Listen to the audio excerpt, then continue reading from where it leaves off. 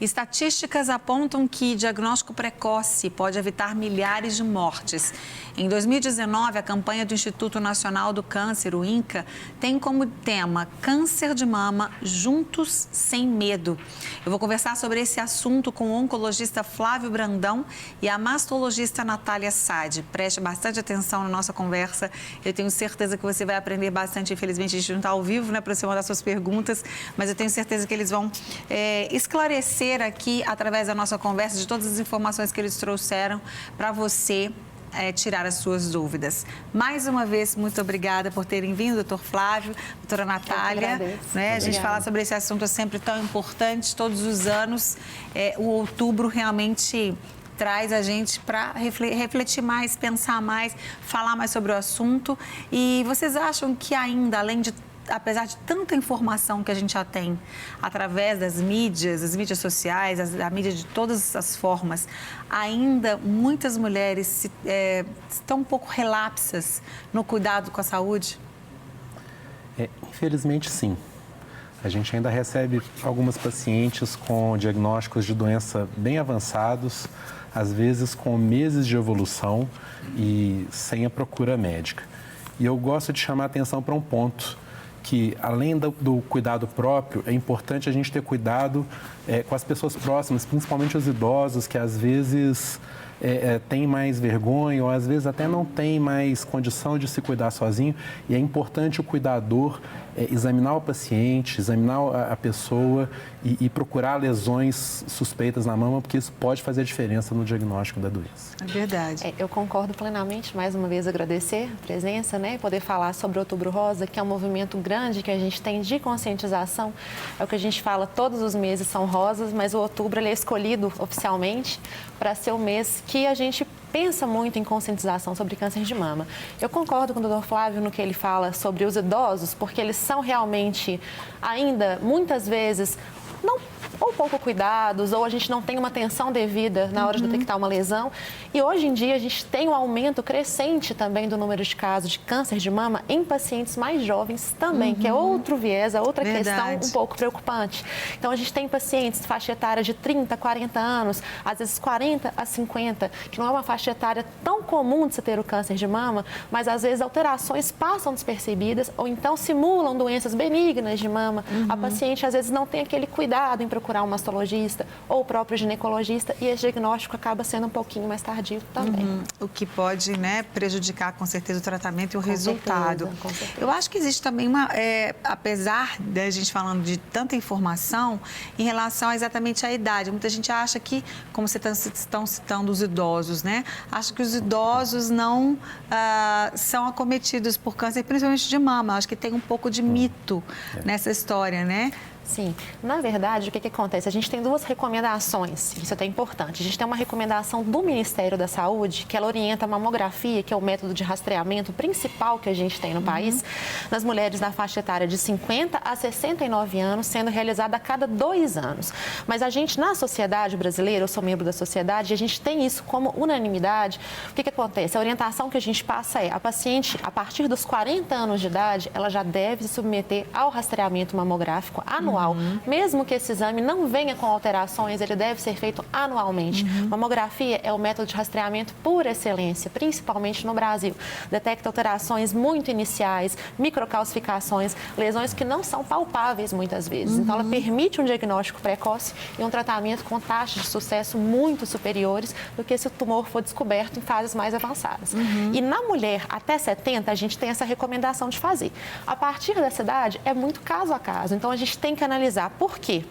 Não é porque a mulher fez 70 anos que ela tem que abandonar o rastreamento. Muitas mulheres, né, hoje a gente sabe que a expectativa de vida da população, principalmente nossa, ela é mais alta. Então, as mulheres, mesmo às vezes com 75, 80 anos, se ela tiver uma qualidade de vida muito boa, uma expectativa de vida boa, a gente deve, em muitos casos, ainda realizar. Não todos, tem que ser olhado caso a caso mesmo.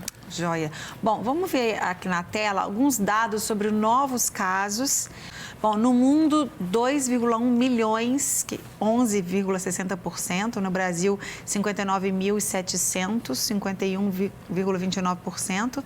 Minas Gerais, 5.360, né, que são 50,15%, e em Belo Horizonte, que é a cidade de onde a gente está aqui, você que assiste a gente em vários lugares do Brasil aí, né, talvez esteja chegando agora, 1.060 casos, 50,15% que foram do ano passado para cá. Quer dizer, o número é alto, né?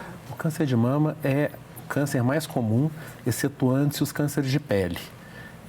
E acomete uma boa parte das mulheres e, em alguns casos, até homens também. É mais raro, mas é importante frisar que pode acometer homens também. É verdade. A gente já tem até aqui um cozinheiro, um chefe de cozinha amigo nosso, que mora em Sete Lagoas. Um beijo para você, querido, que passou por isso, por um câncer de mama. Vamos começar a falar daquilo que a gente sempre fala do básico, a importância do autoexame. O autoexame realmente ajuda? Como ser feito? Rapidamente, doutora Natália. Bom, o autoexame ele é importante, sim, mas o que eu sempre friso com as pacientes de maneira geral é o autoexame ele não pode ser considerado um exame de rastreio para o câncer de mama. Então, é importante que a mulher se conheça, que ela conheça o próprio corpo, que ela realize. A gente orienta uma vez ao mês, pode ser depois da menstruação, de preferência, nem mulheres que menstruem, fazer palpação delicada, com ponta dos dedos, com o braço, a mão atrás da cabeça, pode ser no chuveiro, fazer palpação de região de axilas e de mama, para tentar detectar algum nódulo, alguma alteração mais grosseira que ela note. Se notar essa alteração, ela tem orientação de procurar um mastologista. Mas, de maneira geral, ela é importante, mas só frisando mais uma vez, ela não substitui a mamografia, porque a mamografia detecta lesões muito iniciais, muitas vezes que não são palpáveis nem detectáveis a olho nu para paciente. Por que mamografia e o ultrassom também? Acabei de fazer, inclusive, meu check-up, gente, semana passada, mamografia e ultrassom, graças a Deus, está tudo bem. Por que o ultrassom também? Eles se complementam? Eles se complementam, né? A mamografia, ela costuma ser mais sensível, ela consegue detectar lesões mais iniciais. O ultrassom, muitas vezes, ele é utilizado quando você tem dúvidas na mamografia, quando tem alguma lesão que gera alguma dúvida, ou então é muito utilizado também em pacientes mais jovens, onde a mama é mais densa, é mais difícil de ser analisada e, nesse caso, o ultrassom passa a ter um papel importante. Tem muitas mulheres que têm aquela dúvida em relação ao silicone. As mulheres que têm silicone nos seios, esse silicone atrapalha a detecção de um possível tumor? Olha, são duas coisas um pouco diferentes. Na verdade, o silicone ele pode dificultar um pouquinho em algumas lesões muito pequenas, muito próximas à prótese de silicone, ele pode atrasar um pouquinho o diagnóstico, mas a gente acaba diagnosticando, tá? Ele não é impeditivo para fazer o exame. Então, se a paciente tem prótese, ela deve fazer mamografia normalmente, tá? Mas, de maneira geral, a maioria das lesões, ele não atrapalha. Uma lesão ou outra que pode ser menorzinha, muito próxima a essa prótese, ele pode dificultar um pouquinho, mas aí a gente complementa, igual o doutor Flávio falou, com ultrassom em alguns casos. Em alguns casos, a gente tem a ressonância, que é outro exame que é bem indicado, e aí a gente pode auxiliar nisso aí. Ok. Bom, as pessoas sempre perguntam também sobre as causas. Quais são as possíveis causas do câncer de mama e por que ele tem uma incidência tão alta? Acho que assim, uma causa importantíssima, que a gente até já comentou, é a idade. Quanto mais velha a pessoa, maior a chance de câncer de mama. Isso é um fato. Eu acho que a gente tem que levar muito em consideração a história familiar, a história genética. Existem em algumas famílias, principalmente com mutações, que têm um risco altíssimo. Dependendo da mutação, pode chegar até a 90% de risco de câncer de mama durante a vida. Então, esse é um fator fundamental. Inclusive, eu acho que as pessoas que têm uma história familiar muito forte até têm que ser tratadas de uma maneira diferente. Às vezes, tem que fazer o acompanhamento mais próximo, em alguns casos, fazer o teste genético mesmo. Outros fatores como dieta rica em gordura, atividade física, álcool, cigarro, algumas alterações menstruais. A terapia de reposição hormonal foi considerada também um fator de risco para câncer de mama. A gente tem que levar em consideração. Você falou atividade física, ou seja, a falta dela, né? A falta dela, justamente. A falta dela. A falta dela, na verdade, é o sedentarismo. Exatamente, porque são todos esses fatores aí, muitas vezes são combinados, né? Sim. Não são isolados, eles são combinados, o que fica torna ainda pior. Exatamente, Né? até porque o câncer é uma doença genética, todo câncer, né? Então, para causar aquela mutação, a gente tem vários fatores ambientais, que são esses que ele citou, principalmente, e a gente tem alguns fatores que são hereditários, que são a grande minoria. Só 10% dos cânceres de mama que a gente tem são causados por alterações genéticas herdadas, são herança de familiares. Então, normalmente, eles são lesões adquiridas, são alterações genéticas que a pessoa vai adquirir ao longo da vida. Quer dizer, que se a gente tomar cuidado, tiver uma alimentação saudável, prática de atividade física, sono, ou seja, aquilo que a gente tem que ter para evitar tantas outras doenças, né? Além dessa, a gente já está diminuindo, então, o risco de não fumar, não beber, né? A bebida alcoólica. Então, quer dizer, a gente está fazendo aquilo que depende de nós para fazer, né?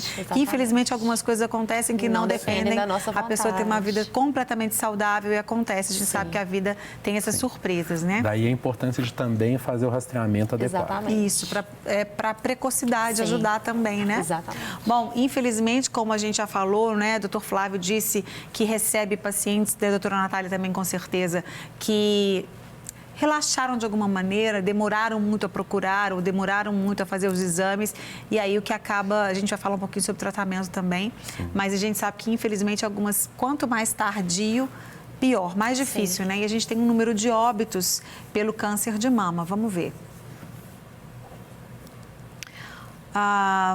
Em 2017 foram 16.927 o total, né? 16.724 mulheres e 203 homens. Quer dizer, é um número alto até de homens também, não é? A gente está falando, você comentou que é raro, claro, em comparação, obviamente, é muito mais raro, mas é um número alto de óbito também, até porque para os homens é mais difícil ainda dele... Exatamente. Né? O homem faz também o exame, o autoexame? Como o homem descobre? Na verdade, o homem não tem um rastreamento igual a mulher. Então, o que a gente frisa também muito com o homem? Ele ficar atento, ele saber da possibilidade de surgir um câncer de mama, principalmente em homens na faixa etária de 60 a 70 anos, é a faixa mais acometida, que mais pode ter câncer de mama. Então, esse homem ficar atento. Surgiu algum nódulo, algum carocinho na mama, atrás do mamilo, nas axilas, a pele ficou avermelhada, espessa demais, ou está saindo alguma secreção do mamilo, procurar o médico. É ficar atento, palpar, ele pode palpar, não tem aquela orientação formal de fazer esse autoexame, mas ele tem que ficar muito atento também pelo risco. A glândula mamária do homem ela é menor, então ela é um pouquinho mais fácil de palpar do que a da mulher. Com certeza. Né? A gente consegue, às vezes, detectar um pouquinho mais rápido por causa dessa proximidade com a pele, com a parede torácica. Então, às vezes, a gente consegue ver nódulos menores em relação às mulheres que têm a mama maior. E, por outro lado, o homem recorre menos ao médico. Tem essa questão. Então, tem um atraso diagnóstico, eu acredito, mais pela relutância em ir ao médico quando vê alguma alteração. Com certeza. O homem sempre, por isso que a gente quer a mulher que está do lado dele, a irmã, a mãe, a esposa, tem que ficar em cima, né? Vamos fazer o exame, vamos fazer um check-up. Vamos voltar aqui para a nossa entrevista com o oncologista, doutor Flávio. E a mastologista a doutora Natália. Nós estamos falando sobre o câncer de mama, né? Estamos falando sobre o Outubro Rosa, esse mês que foi escolhido para esse alerta, né? E a gente vê que alguns monumentos na cidade, alguns prédios em várias cidades do Brasil colocam luzes rosa e exatamente para que todo mundo se lembre, assim que vir aquela luz, aquela cor, se lembre desse cuidado que a gente tem que ter, né? E acho que também um cuidado que quem está em volta, né? Como a gente falou antes de acabar a nossa entrevista, aquela primeira parte da nossa entrevista, quem está em volta, ajudar sempre. E aí, como é que está o seu check-up? E aí, como é que você está fazendo os seus exames? Isso é importante, né? Com certeza. Com certeza, esse cuidado ele é muito importante. Então, bom, vamos falar um pouquinho sobre tratamento, né? Falar um pouquinho aqui com o doutor Flávio e a doutora Natália sobre o tratamento. A gente já falou também sobre a questão da precocidade, que facilita muito. Então, falar um pouquinho sobre algumas etapas, quando se descobre precocemente, está no comecinho, qual é o tratamento e depois também as outras fases, digamos assim, as outras etapas. Bom, a gente, de maneira geral, quando um tumor está muito inicial, um tumor pequeno, a gente tem que analisar várias coisas, né? Pelo menos nós, mastologistas. Uma das coisas que a gente avalia é o tamanho do tumor em relação ao tamanho da mama da paciente. Isso é muito importante. Então, nem sempre a paciente tem que ser submetida à retirada da mama, a mastectomia. Em alguns casos mais avançados, ou que a pele está comprometida, ou que ele está muito profundo, a gente pode ter que fazer a mastectomia, sim. Mas em alguns casos, por exemplo, casos que a axila está já com um nódulo muito grande, ou que o tumor está muito grande também, a gente pode, em algumas situações, fazer a quimioterapia primeiro. O doutor Flávio vai falar isso melhor do que eu. Então, a quimioterapia, ela é parte do tratamento, nem sempre ela é necessária, mas em alguns casos ela é. E ela pode ser feita, dependendo do caso, ou antes da cirurgia ou após a cirurgia. E a radioterapia também em mama, ela é relativamente comum. Então, normalmente, a paciente que tira o tumor, mas preserva o restante da mama, ela vai ser submetida à radioterapia em quase todos os casos. Em alguns casos, mesmo com a retirada da mama toda, ela tem que fazer a rádio. Então, a gente tem vários subtipos de tumor. Entendi. É difícil a gente generalizar um tratamento padrão, porque não existe. Mas a gente tem tratamento com hormônios, igual a Denise falou ali agora, né? O tamoxifeno que ela usou. É um tipo de hormônio que a gente usa para inibir o crescimento do tumor, a recidiva, que é o retorno do tumor, em alguns casos de tumor que respondem a hormônio. Então, a gente tem algumas drogas também na oncologia, que são feitas, comprimidos ou injeção, que são feitas para também alguns subtipos de tumor que a gente tem, para evitar essa recidiva, evitar esse retorno e controlar bem essa doença também. Então, a cirurgia, a rádio, a químio e as medicações, né? Um arsenal grande que a gente tem. É verdade. Bem individualizado. Sim, né, bem doutora individualizado. Eu acho que uma informação importante é: quanto mais cedo o diagnóstico, menor a chance de ter que fazer a quimioterapia. Isso é importantíssimo. Quanto menorzinho o tumor, menor a chance. Outra informação importante é que a gente avançou no conhecimento da biologia do tumor e, às vezes, com alguns testes genéticos, a gente consegue evitar a quimioterapia. Quando a axila não está comprometida, em até 70% dos casos, a gente consegue evitar a quimioterapia através de alguma análise genética. Então, isso tem avançado, diminuiu a necessidade de quimioterapia numa boa parte das mulheres. Para aquelas que precisam de fazer quimioterapia, nos casos um pouco mais graves, eu acho que eu queria lembrar da fala da Denise, que hoje em dia nem sempre existe a necessidade da queda de cabelo. Algumas clínicas, inclusive aqui em Belo Horizonte, já têm disponíveis ferramentas que a gente usa uma touca de crioterapia com resfriamento do couro cabeludo, que consegue evitar a queda de cabelo em torno de 50% das vezes. Que bom. Então, isso já é um avanço grande para as Sim. mulheres, então nem sempre você precisa de passar por essa questão da perda de cabelo. Isso é uma coisa que evoluiu muito. É verdade, com certeza, Tá. que ajuda muito. E é uma coisa né? mais nova, realmente. É já. verdade. A oncologia avançou demais, é uma área que tem avançado muito. Existem vários tratamentos-alvo que a gente chama, que é quando a gente age especificamente no tumor, em uma molécula do tumor que permite o crescimento e a gente bloqueia essa molécula para bloquear o crescimento. Então, é uma área fantástica, tem um desenvolvimento enorme e com qualidade de vida. A gente está conseguindo aumentar a eficácia e diminuir os efeitos colaterais do tratamento. Então, isso é muito satisfatório para a gente. Nossa, com certeza. Imagino para vocês, né? Profissionais que lidam com isso todo dia e ver essa esperança renovada, um tratamento que tenha efeitos colaterais cada vez menores, cada vez menos agressivos e cada vez mais com mais sucesso. Sim. Eu acho que é incrível, né? E vocês têm que estudar muito, né? Todos os dias. E a gente sabe que os pesquisadores não param, né? O objetivo é que um dia se consiga descobrir a cura, né, do câncer de uma forma geral, porque a gente fica estarrecido de até hoje. A gente tem tanta coisa, né? Tanta tecnologia, tanta descoberta. A gente fala que é o seguinte: não vai ter uma cura, vão ter várias curas. Na verdade, a gente está vendo que cada tumor precisa de um tratamento diferente. Então, a gente vai saber qual que é a causa genética, qual que é a causa molecular daquela doença específica e vai tratar aquela causa molecular. Então, a gente não precisa de esperar uma cura única. Vão ser várias e a medicina está caminhando para isso. Tratamentos imunológicos já estão disponíveis também para câncer de mama. Os tratamentos hormonais são fundamentais e a gente, hoje em dia, tem outros tratamentos que a gente junta com o tratamento hormonal para aumentar mais ainda a eficácia.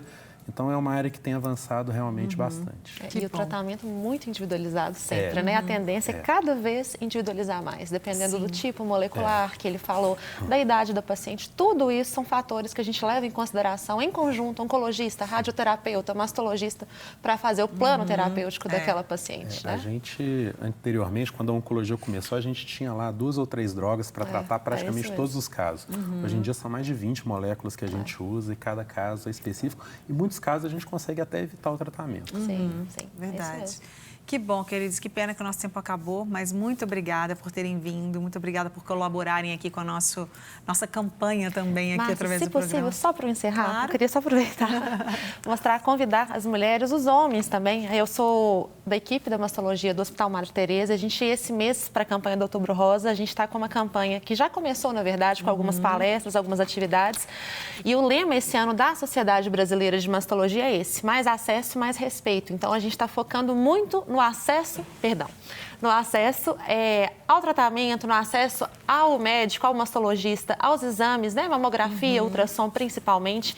Então, tem o site do hospital, tem o Facebook, tem o Instagram também. É só entrar no Hospital Madre Teresa e lá tem todas as informações. Inclusive, a gente está com consultas a preços bem mais acessíveis ao longo dessa semana e da semana que vem, tá? Para os pacientes que não tiverem convênio, inclusive para quem tem também, os preços estão realmente muito abaixo. Então, a gente consegue mamografia e ultrassom por preços bem mais baixos. Isso é muito e importante. aberto ao público. Porque às vezes no SUS ele enfrenta uma fila, uma espera a gente que tem vai... dificuldade ainda em alguns ainda lugares. Tem, sim, e que pode prejudicar o tratamento. Então, com certeza vale a pena você investir, porque é um investimento na sua saúde, né? Com certeza. Às vezes a pessoa acha que não tem dinheiro para fazer um exame, mas ela gasta dinheiro com outras coisas. Exatamente. Né? Como um sanduíche na rua, você já gastou um dinheiro que às vezes se você evitar, você consegue priorizar, né? Acho que tudo na nossa vida é uma questão de prioridade. Sim, né? sim. Priorizar a nossa saúde, porque a gente quer viver mais e melhor.